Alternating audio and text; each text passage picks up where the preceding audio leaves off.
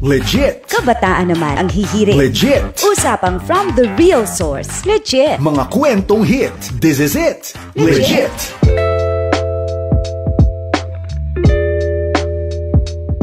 Hello! Kamusta ka? Welcome na naman sa panibagong episode ng inyong inaabangang programa tuwing linggo, ang paborito nyong tambayan na kung saan ang kwentuhan ay hit. Ito ang Legit! Dito lang yan sa 702 DZAS FEBC Radio TV. And you are still tuning in dito sa programang Legit over 702 DZAS FEBC Radio TV, Agapay ng Sambayanan, kung saan ang kwentuhan ng hit. Ako po si Kael Garcia. At ako naman si Arwel Mendoza. Ito na nga. Ito na nga. Ito nga yung sinasabi ko kanina. Dumating na yung tinawagan ko. Ang bilis Siyempre naman. One call away talaga. Malakas tayo sa kanya. Sana lagi Oo, malakas tayo sa kanya. Talagang to the rescue para mas maunawaan natin itong usaping gastos at pera. And bago namin siya ipakilala sa inyo, share muna namin yung kanyang brief background. Dahil itong ating special guest for today dito sa Legit, isa lang naman siyang registered financial planner. Siya ay nag-aral ng major in financial management sa Registered Financial Planner Institute, Philippines. Ito pa, Kael, nagtuturo siya ng financial literacy hindi lang dito sa Philippines, kundi sa buong mundo. So for the international pala. Yes, napaka-big time. At kala mo ba, Kael, doon lang natatapos yon? Ano pa? Hindi, dahil meron din siyang podcast na pinoproduce at ino-host. At ito yung Driven Today Podcast. Ito lang naman ang tinuturing na number 1 career podcast sa Pilipinas na tumutulong syempre sa mga young professionals, lalo na ang mga millennial at Gen Z sa pagmamanage ng kanilang kaperahan. So mga kaagapay, let us all welcome dito sa programang Legit si Kuya David Angway. Kuya David, good afternoon. Maraming salamat especially for inviting me again. Okay? And of course, ang tawag nito, sobrang blessed ako to be a blessing as well to all your listeners. Salamat din. Kael. Opo, salamat Kuya David sa inyong time at sa inyong availability na makapag-share din ng mga insights, ng tips para sa aming mga young professionals. So, wag na natin patagalin to, Kael. Let's start. Ito ang una at gusto kong malaman, Kuya David. Bakit ang daming mga young pro na katulad namin ang madalas nakararanas ng struggle financially? Well, lahat naman halos nakakaranas ng ganyan. Until such time na ma-figure out mo yung system. Okay. So, system tayo. So, well, of course, lahat naman tayo, we're all humans. And humans are actually built by habits. Okay? Habits. Siyempre, ano ba yung mga habits mo? Pero before yan maging habits, ano yung paniniwala mo? Ayan. So, mindset. Exactly. Di ba? May famous line nga, di ba sabi nila, mindset ba? Mindset. Yes. Alright. Because unang-una sa lahat, ano ba ang mindset mo about sa pera? Ang pera ba ay masama? Ang pera ba ay nakakabuti? Or ang pera ay either way? Diba? Or diba? Because again, depende yan sa mismong kulturang pinagmulan mo. Diba? May mga pamilya na, huwag natin pag-usapan yung pera. Tabu yan. Iniiwasan talaga. Iniiwasan. So, the reason why baka nga wala kang pera is because never nyong napag-usapan sa hapagkainan or di kaya outside sa hapagkainan. Kasi never nyong dinil yung problema. Di ba? So, isa yan sa mga common reasons. Culturally, may problema tayo. Ano ba? Di ba? Deep inside, ayaw mong maging mayaman. Okay? Deep inside, ayaw mong maging mayaman. Because again, may mga tao na, hindi, masama yan masama yung magiging mayaman.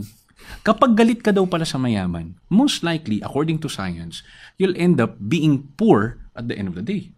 Dahil at the end of the day, yung countercultural, iniisip mo, gusto mo yumaman, pero galit ka sa mga mayayaman. O nga, no? Dahil you are thinking na they are greedy, they're actually bad themselves. May ganong impression po. May ganong impression. So ngayon, babalik tayo dun sa mindset mo. Okay? Di ba? Kung ano yung nasa mindset mo, yun yung magiging actuations mo. And then yung actions mo, kapag na nagawa mo yan all the time, magiging habits yan. Yeah. At kapag naging habits yan, Yun na. okay, that will be your lifestyle, Kael and Aru. So, makikita mo, di ba?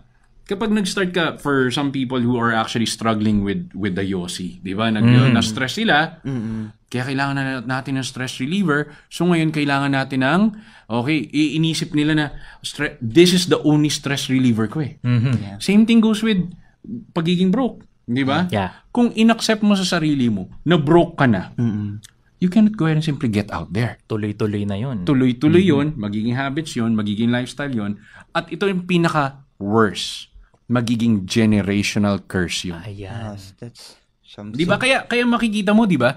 Parang, bakit yung lolo mo, punong-puno ng utang, and until now, sa'yo, puno ka pa rin ng utang. Hindi na na-break yung cycle ng ganon. Oh. Diba? Nakulong na sa ganong mindset. Exactly. At the end of the day, kung let's say for example, ito this is a warning to all kabataan who are actually doing the utang, okay? Uutang, tapos yung pambayad sa utang din. Naku. Ouch. Di ba? Because again, May problema na nga, Kuya David. Dinagdagan na naman ng panibago. exactly. Na kasi akala nila masosolve yung problema ng problema din. Yun na.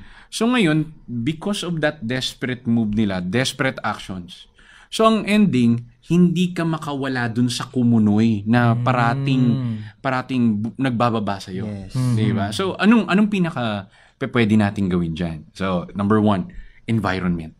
Okay. Kapag change mo yung environment, usually ang ending nagbabago ka eh. Kung ikaw, let's say for example, okay, ito sa Facebook, nung nag-start akong maging active, okay, mag-basketball, mag-gym, at the end of the day, halos lahat ng nakikita ko, puro sa may algorithm, Facebook algorithm. Oo nga. Nakikita ko, wow, puro nag-exercise na lahat ng friends ko. Yeah. Diba? Yeah. At mas lalong nakakainganyo. So ngayon, baka ikaw, you need to change or upgrade your friends, okay, or community para matuto ka or ma-challenge mo yung sarili mo na, umalis sa lugar na yan. Diba? Environment is actually different. Okay? Why? Because kapag lahat sila, okay, lahat sila nag-i-invest, at ikaw hindi ka nag-i-invest, probably may mali sa'yo. Right? Diba? Yeah, You're gonna be questioning yourself, na bakit sila nakakapag-invest? Bakit ako hindi? Oo. So, there's a herd mentality behavior na, kung kaya ni Aro, dapat kaya ko rin. Kasi kung kaya ni Kael mag-save and invest ng 10 to 20%, bakit hindi ko kaya? Oo nga. So ngayon, there's a peer pressure. Healthy peer pressure already. Pero ang bad peer pressure dito is, lahat naman sila nakabagong iPhone. So dapat bagong iPhone din ako. Yun naman ang di maganda. Diba? Yeah. Okay, diba? So, Hindi, ang tawag doon Kuya David, nabudol. nabudol ka din at the end of the day. Lahat sila naka-Shopee. Yun Hindi, na. bakit hindi tayo mag-Shopee rin at the end of the day? So, bigyan ko kayo idea. Another thing. Okay. So, usap ko ang isang police lieutenant colonel. And isa sa pinaka-problema ng ating mga kapulisan right now is, syempre, they're very young. 35,000 yung ina-earn nila at the end of the day. Tapos, na-deploy si Kael sa isang district wherein lahat ng mga kasama niya naka-motorcycle. Naku. Okay? So ngayon, alam mong gagawin ni Kael. Mukhang maganda yung motorcycle na yan. So, Peer pressure. I'm also earning money. So, anong gagawin ni Kael? The next time na gagawin na sa'yo, saan ka nakabili niyan? Ayan na. Di ba? Ayan na. Nag-start First na magtanong. Okay? Nag-start na rin ma-curious. And then, magigising na lang si Kael sa isang kasa, palabas niya na yung isang motorsiklo. Di ba? Bumubrum-brum. That's exactly how peer Ayun. pressure really works. And that's the main reason why it's a very powerful tool. Environment can definitely either kill you or Yes. grow your potential. Oo, it's up to you kung paano ka magre-react Exactly. sa environment na kinagagalawan Yes. mo. And Kuya David, na banggit mo kanina na merong generational curse. Exactly. And then may mga cultural aspect itong ating mga pinagdadaanan. Why do you think people still need to go through this aspect? Okay. There are two things na nangyayari kasi dyan eh. Okay? Siyempre, if you're not trained to do finances at Yes. the end of the day, like you're trained with math most of the time, right? Okay? Pero before God will change your bank account, okay? He needs to change your heart in the first place. Exactly. Pero, ito pa, going back to your question, we need to experience these things because we need to gain wisdom. And if we keep doing the same old thing, repeating the same old mistakes, that means we're not learning. Ayun. And money is always a test of character. Na at a very young age, I learned na, man, I thought it's already good enough na nakapag-degree holder ako, board passer ako. Pero that's not really true. No, okay? I do have tons of people na kakilala. They lost 5 million because they were so greedy. I know somebody who actually spent 2 years in Japan. Went here, okay? Umuwi ng Pinas. Dropped by directly in Soler. Lost 4 million pesos overnight. Laki. And then ito pa pinakamalupit. Ito pa pinakamalupit. Believe it or not. From Soler to Bulacan, naglakad. Oh, grabe. Why is this happening? Yeah. Simply because we need a lesson. Okay, we need a life lesson. We need a life lesson that can shook us up. Okay, or wake us up directly from the things na I was such a foolish person back then. But if you're gonna be looking back at it, that's your tuition fee. Okay. Di ba? Got it. Di ba? Yeah. Di ba? If you never learn from that tuition fee, that's a very expensive learning. Di ba? Yes. Okay? And you keep repeating the same old mistakes. Mahirap yan.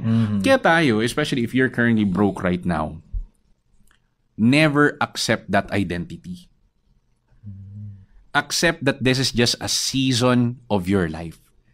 Season of learning na rin. Exactly, season of learning. Di ba? Remember, it's like in the US, they got four seasons, di ba? Spring, winter, ano pa ba? Summer, fall, and all.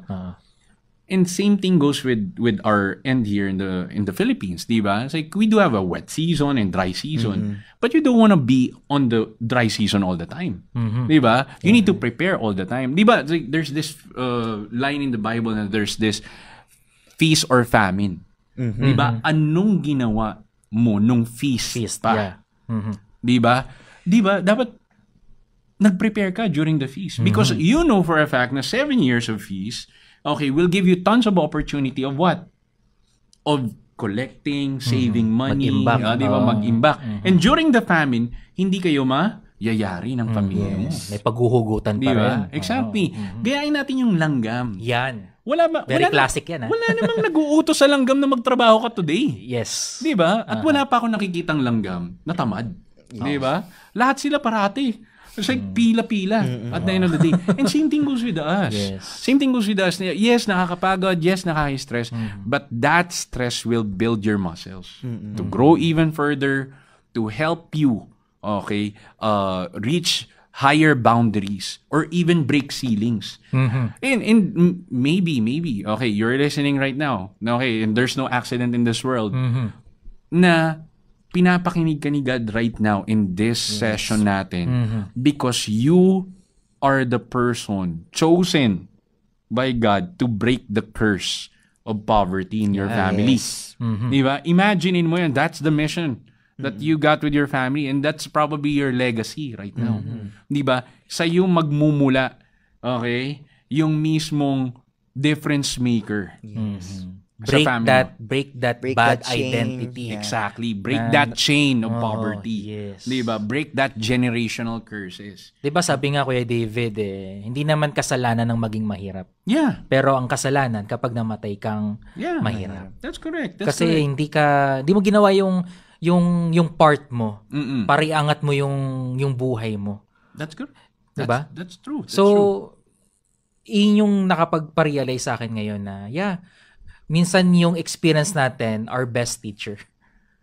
Talagang kapag may mga ganyang kang experiences, lalo na sa finances, talagang minsan mapaparealize ka, nga no, dami ko na palang mga maling habits or maling identity kung bakit ako ganito ngayon ka-broke. Pero Kuya David, is it always necessary to experience that thing? Or sabi nga ni Kuya Aro, experience is the best teacher. But we need to be always to experience that Kailangan challenges. Okay.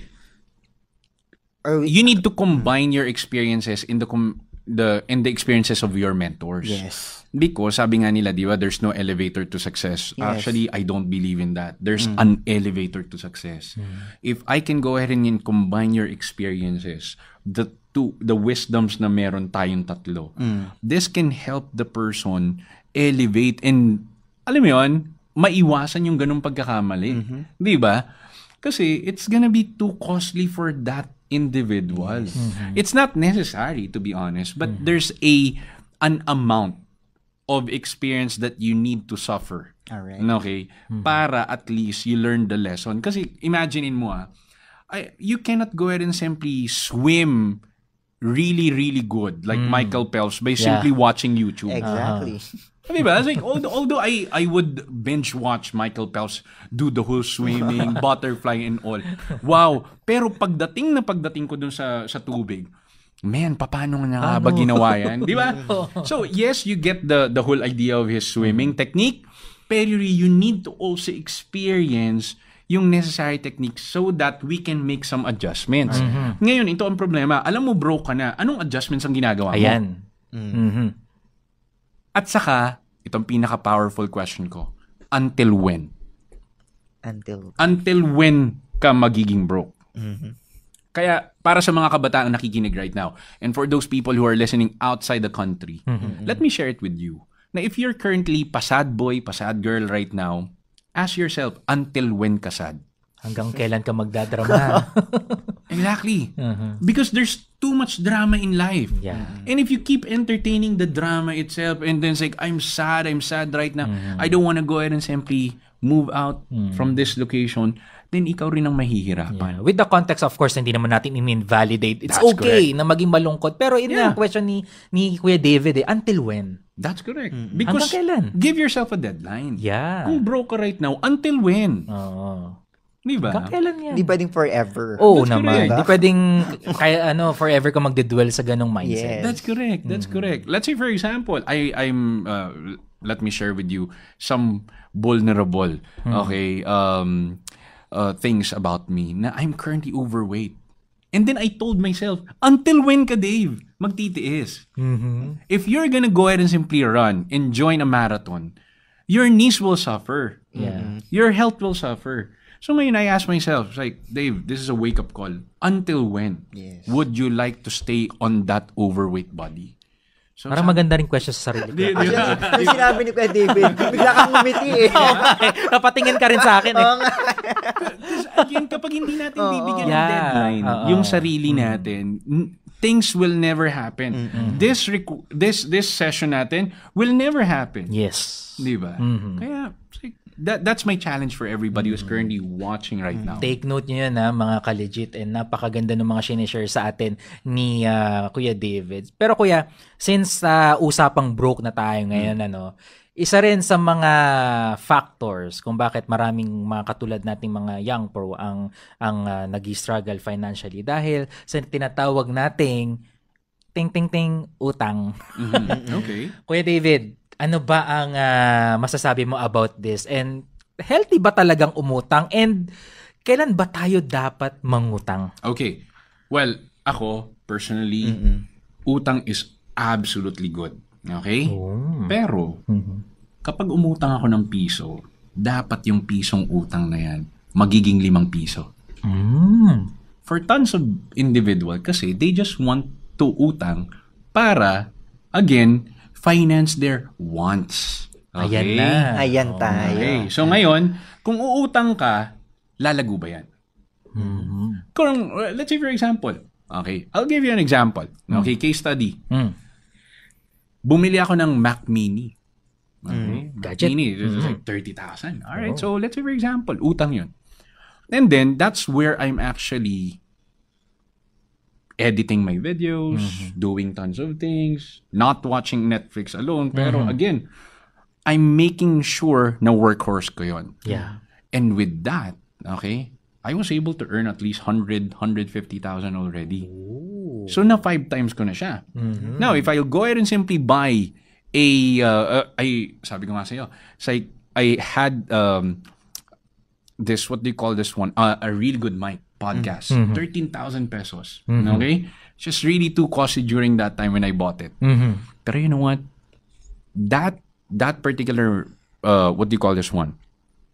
Mic was able to multiply my influence, and I was able to land more gigs than ever. Speaking gigs na probably I already earned 500,000. Just by simply investing and using debt as utang. Okay? Pero kung, let's say for example, bumili ka ng 50-inch na TV. Okay? Worth, let's say for example, nakatipid ka, 25,000. 50-inch. Okay. Let me ask you, anong return nun? Yun na. Actually, nag-enjoy ako eh. Nag-enjoy yung Happiness family mo. mo. Na-relax naman ako. Di ba? Na-relax naman ako and all. Okay, wala tayong problema dyan. Pero monetary side, we need to go ahead and simply calculate, okay, kung how much is the return. Sir, unquantifiable yun. Wow, sabi ko, alright, sige. Unquantifiable. Pero remember, kung hindi mo maka-quantify yung utang na yan, how can you go ahead and simply pay for it? Yun na. Doon na tayo magkakaroon ng malaking usapan na how can you pay for that one? How can watching TV by simply relaxing pay for that utang? So, ibig sabihin ko David, sa nakukuha ko sa sinashare nyo ngayon, nagiging healthy ang utang kapag yung hiniram mong pera ay napapalago mo. Yeah. At hindi na nagiging means mo para mabalik din yung perang hiniram mo. Exactly. That's correct. So, kailangan may ROI ka dapat. Exactly. It's like always merong ROI. Let's say for example, car, umutang ka, 5 years to pay. Imaginein mo kung walang ROI yun. It will create, say, and you need to pay at least 1.5 million for that one. Yeah. And then imaginein mo walang ROI yun. That can really put you in so much stress, tapos one income stream ka na. So, kapag umutang ka ng piso, make sure magiging 5 piso yan. Kung wala kang ability to create that, okay, creativity na tinatawag nga, mag-isip-isip ka muna. Mag-research ka rin as much as possible. Kaya dito nagfo-fall, ano ba yung motive mo? Bakit ka nangutang? That's correct. Ano ba yan? Para sa wants mo ba? O sa needs mo? At yun yung magandang pag-usapan natin ngayon. Usapang wants at needs. Ano ba yung talagang mga bagay na kailangan mo? O ano yung mga bagay na pinaglalaanan mo ng pera dahil lang trip mo o gusto mo? Ngayon, Sir David, ito ang laging tanong din ng mga katulad naming Young Pro. Paano ba namin mababalanse yung wants at needs? Tsaka, ano ba yung wants at needs na yan? Okay. Wants is always gonna be optional. If you can live without that item, that means that's optional. That means it's a want. Hindi yan necessary as much as Pwedeng possible. ma-delay. Pwedeng ma-delay. Okay. And pwedeng pag-ipunan. Ayun. Okay. Kasi baka mamaya, hindi kating-kati na ako, check out ko na. Kahit wala kang pera, check out mo na, di ba? Sa pool. Di ba? For some people, they're just always adding to cart. Okay? And yun na yung pinaka nagiging habits nila. Ayun na. So ngayon, parati, sir, natitempt kasi ako eh. Parati mong ino-open eh. Ino-open yung mismong, ang tawag nito, Shopee, Lazada and all. It's like, we're not against that. But, let me tell you something. Be very smart. Okay? Notify ng notify eh. Kung notify ng notify, i-turn off mo yung notification. Di ba? For another person, sabi ko, sir, ayoko na talaga matetempt ako. I-uninstall mo. Ayun na. Yes. Oo nga. Sir, parang feeling ko kailangan ko Ayan na naman, feeling na naman tayo. Ayan. Talagang deceiving ang emotion, ano? Kaya parati tayong, okay, nai-scam, na babagabag sa mga finances natin. Kasi, nauuna muna yung paggastos before the thinking. Di ba?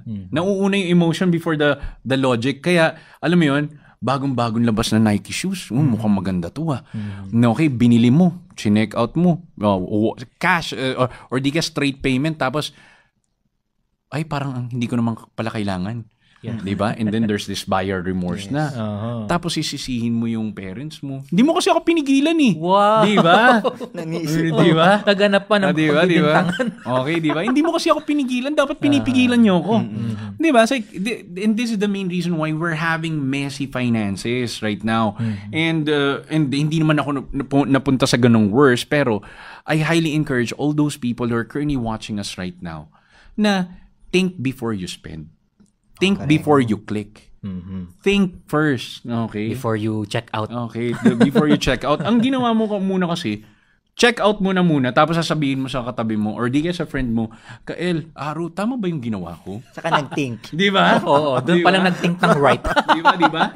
Okay. And that's the main reason why it's really hard na bumili ka ng kondo tapos hindi mo naman pala alam na sustainable yun sa income mo.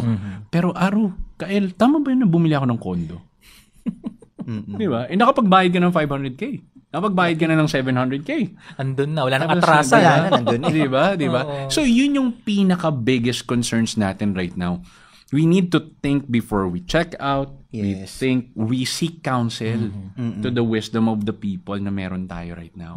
Alam mo ba, Kuya David and Kuya Aro, dumating ako sa point na yan na itong Orange app, inan-install ko siya sa phone ko. Kasi nga, yung dumadating sa bahay ng mga delivery, kilala na kami sa street namin. Nasaan po si Kael Garcia. Wow. Doon po yung bahay nila. So, kilala na kami. Wow. Pag narinig yung pangalan ko, alam na, hindi na magtatanong, diretso na sa bahay. That's And good. alam mo ba, Kuya David, dumating ako sa point ng meron akong delayed gratification. Okay. Kahit gustong-gusto ko yung isang bagay, kahit alam kong mag-enjoy ako, pero sabi ko, eto at a later time, makukuha ko din naman to. Yeah. So, sana yung mga kaagapay din natin, pwede mo silang i-encourage, ano ba yung delayed gratification Okay, na to? well, at the end of the day, delayed gratification is a superpower.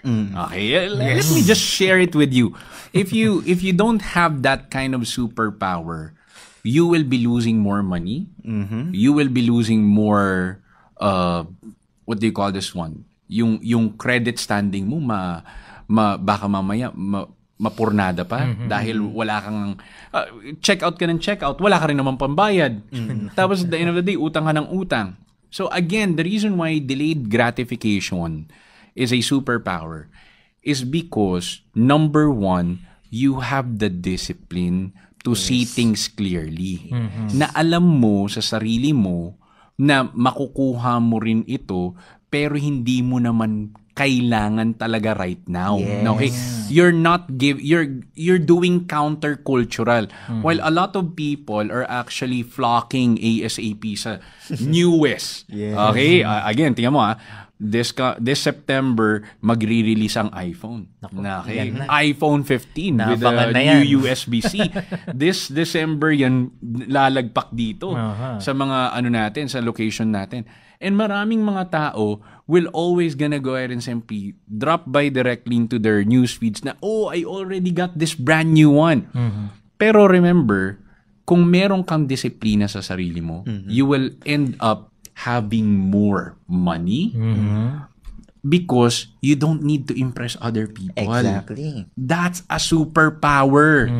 Okay? Alam mo kung bakit maraming mga taong broke right now? Aside from the fact na talagang culturally or meron silang mindset issues, is because they want to impress a lot of people.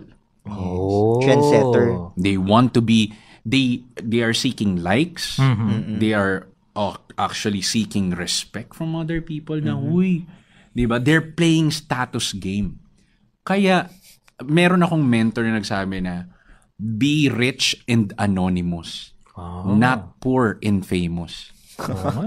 Quotable quote yun, ha? Oo nga, no, correct. Diba? Okay, bigyan ko kayo ng idea. Okay, you know exactly who owns SM, right? Yeah. Okay. Next, you know exactly who owns Ayala Malls. Pero who owns Landmark? Ano? Sino ba? That's what you call be rich and anonymous. Same thing goes with, and dun sa mga kaagapay natin, make sure to go ahead and simply be low-key. Dahil when you're low-key, you will have tons of money. Wow. And speaking of low-key, ano naman po masasabi mo sa mga kaagapay natin na willing pang mangutang para lang, alam mo yun, makagain ng respect, makagain ng magandang image. Kasi meron naman talagang ganun, di ba? That's correct. Okay. Well, number 1, be ready to suffer. Be ready to suffer and lose your peace at the end of the day. Imaginein mo, tatawagan ka collections agencies. Magbayad ka na, Kael. Magbayad ka na, Aru. Kaya mo ba yon? Pangalawa, kapag tinawagan ka na rin directly sa mismong workplace mo, kilala niyo po ba si Aru? Nako po. Hindi pa po kasi siya nagbabayad ng utang eh. Yari. Diba? Humiliated ka. Okay. Tapos pag-uusapan ka na. Alright? Next, baka mamaya ang worst dyan is pasasabpi na ka na. Nag-file na pala sila ng case sa small claims court. So what are you gonna do with that? If you're ready to suffer that kind of lifestyle, then, okay, you need a better community.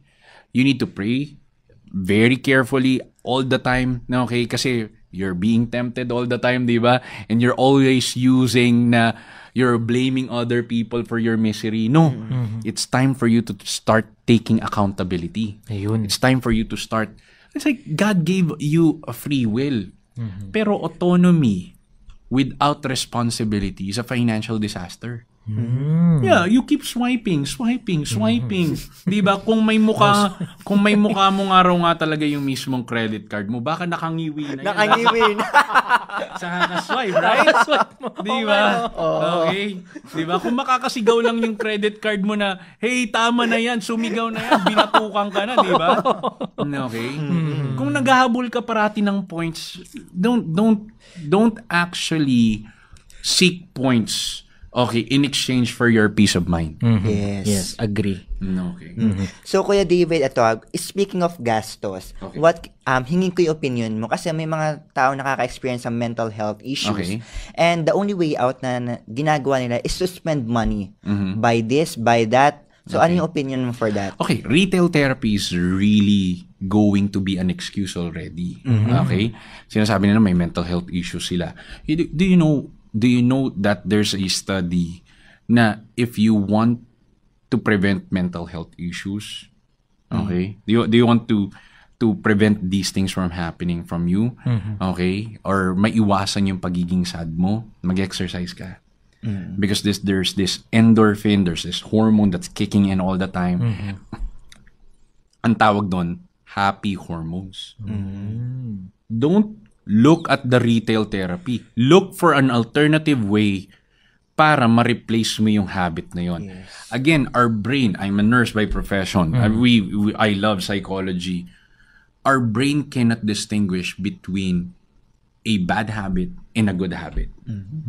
But there's this so-called healthy and unhealthy habits. Okay?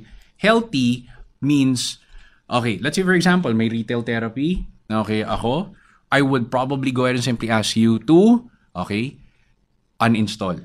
Because out of sight, out of mind. Ngayon, build another habits by doing it for the next 66 days. Not 21 days. 66 days. Kasi sinasabi nila, it's like, when you build it 21 days, 21 times, you will be able to rewire your brain. Hindi.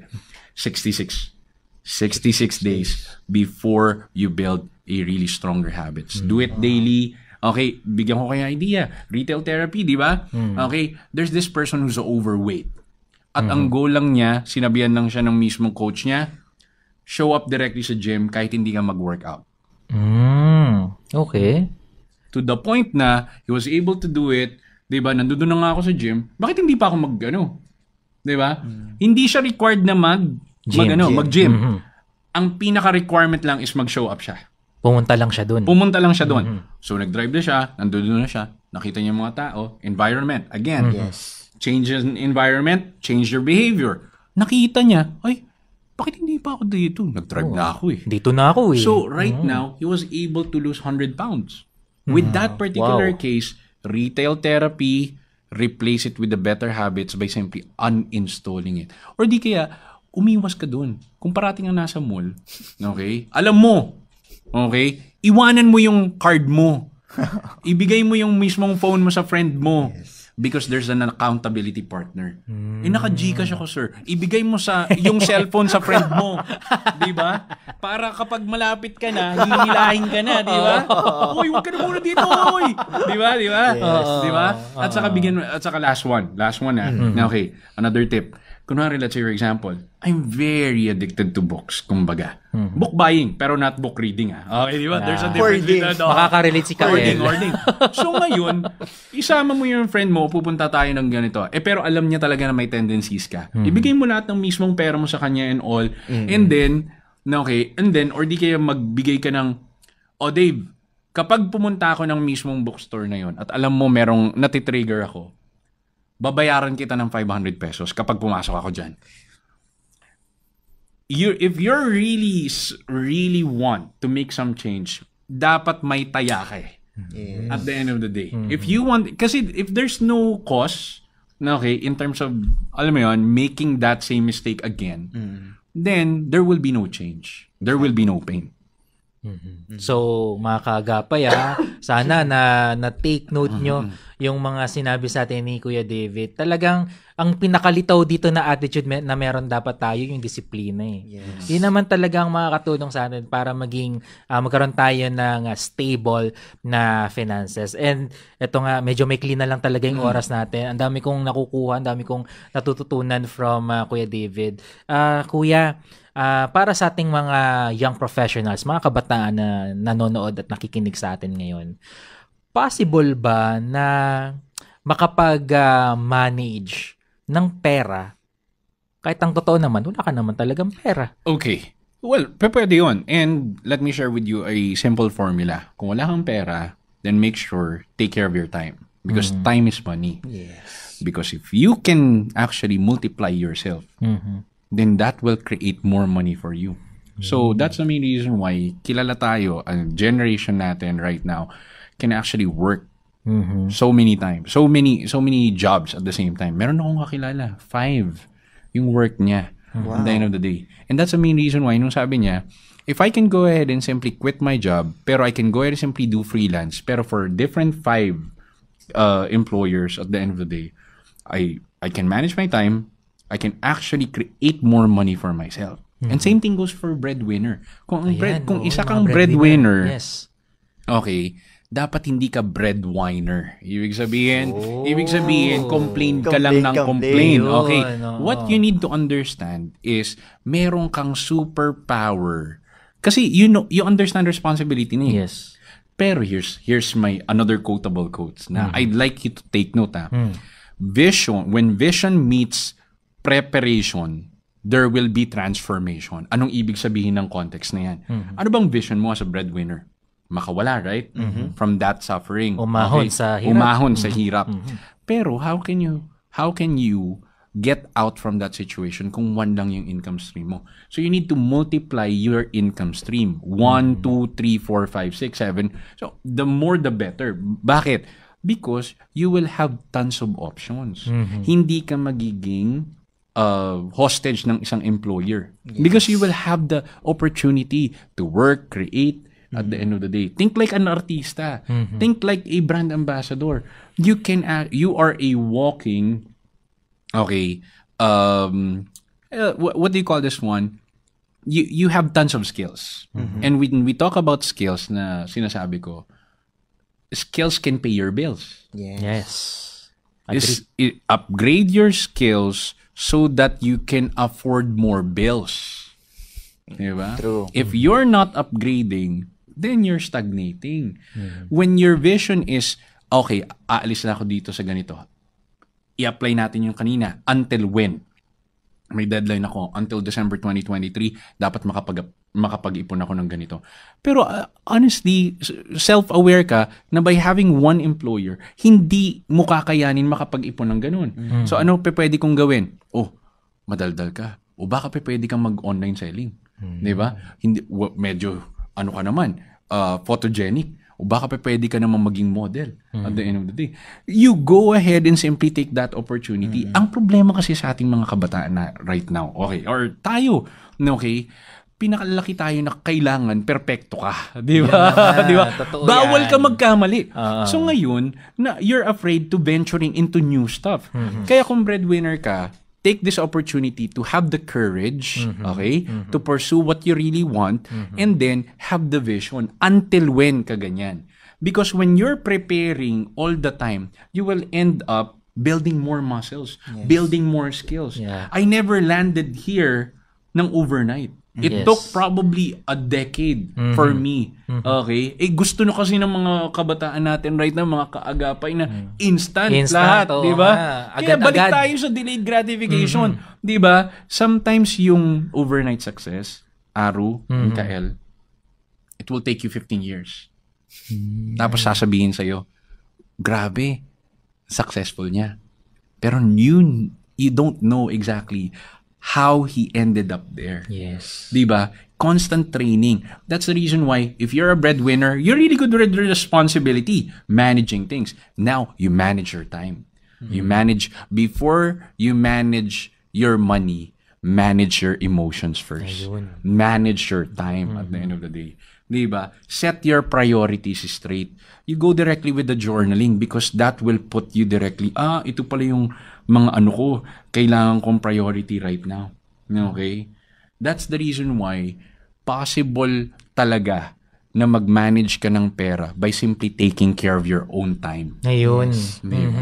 Hindi lang taking care, kundi mag-upgrade pa Exactly. ng skills na meron ka. Dahil lahat naman tayo ay merong talento, lahat naman tayo merong kakayahan, may skills tayo. So, ba't hindi nating i-enhance yun, ayusin pa, para, yun nga, katulad ng sinabi ni Kuya David, opportunity yun para magkaroon ka ng income streams. Yeah. And meron kang quotable quote about income streams. Okay, if you want to finance your dreams, increase your income streams. Diba? Yeah, got it. Okay, diba? Sir, let me add up something to that one. Yeah. Paano ka mag-add ng income stream? Okay. How? Number 1, audit your skills. When I say audit your skills, saan ka magaling? Alam mo, yung gift mo, Aru, gift mo, Kael, and gift ko are not designed for us. It was designed for other people. For syempre, of course, to showcase our love. Yes. Diba? God created us in a very different way. Yeah. Yung experiences mo, yung mismong mga experiences nating tatlo, pag pinag-combine yan, wow, that's a very nice thing. Pero, we need to add value to a lot of people. Again, skills mo should add value to a lot of people in exchange for money, so you'll end up having more profit at the end of the day. That's where income will happen. Yeah, agree. Alam mo, Kael, Grabe. sa pag-uusap natin ngayon, sa kwentuhan natin ngayon, mukhang kailangan kong iproseso muna to. Kasi talagang dami ko nakukuhang mga insights. Daming wisdom na sinishare sa atin ni Kuya David. Pero talagang sadyang kapos na tayo sa oras and nandito na tayo sa final stretch ng ating program. One last question, Kuya David.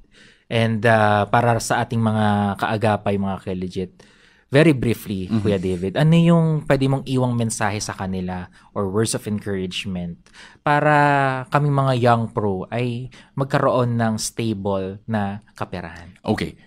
Well, unang-una sa lahat, thank you dahil kayo ay nakikinig. Okay? Pangalawa, itong challenge ko sa mga nakapanood nito. Okay? Within 3 days, 90% sa lahat ng napakinggan ninyo, mawawala. 90%. Until such time na you practice one thing. Okay? Anong pwede nyong i-practice? Probably uninstall. Okay? Alright? to avoid retail therapy. Pangalawa, seek guidance from a friend. Pangatlo, increase your income streams. Audit your skills. Or lastly, you can actually, you know what, yung pinakalas, ito yung pinakamahirap pa. I think ito, pinakamaganda. Until when ka mag-i-stay dyan sa position mo right now. Yeah. if you're currently broke right now, give yourself a deadline. Yes. Give yourself probably a month, 2 months, 3 months to fix everything. Yeah. Hindi yung you will end up until next year. Nakapakinig ka na naman. Wala kang ginawa. Kaya sinasabi ko sa mga clients ko, huwag kang seminarista. No, di ba? Seminar ka ng seminar, wala ka namang ginagawa. Di ba? Yeah. Okay, umattend ka ng ganitong 3 o nakapag-invest ka na, 60,000 na. Walang, tapos sasabihin mo ang seminar na to. Yung legit scam, sasabihin. Paano mo nasabi legit? Yung mismong show na legit is scam. Wala naman nangyayari sa buhay ko. Wait lang. Ang tanong ko sa'yo, ano bang ginawa mo? Yun nga. True. That's the challenge. Take action. At least one. Yeah. One thing at a time. Hindi lang napakinggan ha, kundi i-apply din. At yun nga yung challenge sa atin ni Kuya David. I-apply natin yung mga napakinggan natin. Huwag lang natin siya pakinggan. And with that, Kuya David, maraming salamat. Thank you for gracing our show. And ito, panghuli na lang sa mga gusto pong makipag-communicate sa inyo or may mga inquiries pa, saan po ba nila kayo pwedeng i-follow or kontakin kung gusto pa nilang matuto about financial literacy? Okay. Well, number 1, you can check my profile in Facebook. That's gonna be David Angway. I do have TikTok account. That's David Angway as well. And I do have a YouTube channel wherein I'll be uploading some of my long-form videos. Long explainer ko ba? Para at least kahit papano, kung nabitin ka rito, at least you can go ahead and simply double-check my content there. Alright? So, that's David Angway as well. Ayan. Maraming salamat, Kuya David. And mga kaagapay, ayaw man naman sabihin, pero ito na talaga. Tayo'y magpapaalam na. So that's it for our episode. Thank you so much, Kuya David, for sharing your legit insights about our topic for today. Sana after nito ay maging financially wise na tayong mga young professionals. So dito na po nagtatapos ang ating episode for today. Kaya sino yung mga pwede nating pasalamatan? Alright, before anything else, bago natin sila pasalamatan, Kuya David, personally, I would like to thank you. Ang dami ko natutunan. Ang daming realizations. Thank you. And I hope yung mga kabataan natin na nanonood at nakikinig, they have a lot of learnings. Kasi ito, malaking tulong not only for themselves but also for their family to cut that generational curse that they have experienced in life. So, we would like to thank our kaagapay na sumama sa ating broadcast. Sa araw po na ito, ang ating kaagapay sa Radio TV, si Jibas Mancio, Angelica Calayag, nandiyan ang ating kaagapay sa programming na si JP Ortega, at saka sa RTV sa ProdTech, si Kuya Nathaniel Peralta. Ako po si Kael Garcia. At ako naman po si Arwel Mendoza. Until then, this has been Legit. Dito lang yan sa 702 DZAS FEBC Radio TV. Bye! Bye! Legit. Kabataan naman ang hihirit. Legit. Usapang from the real source. Legit. Mga kwentong hit. This is it. Legit.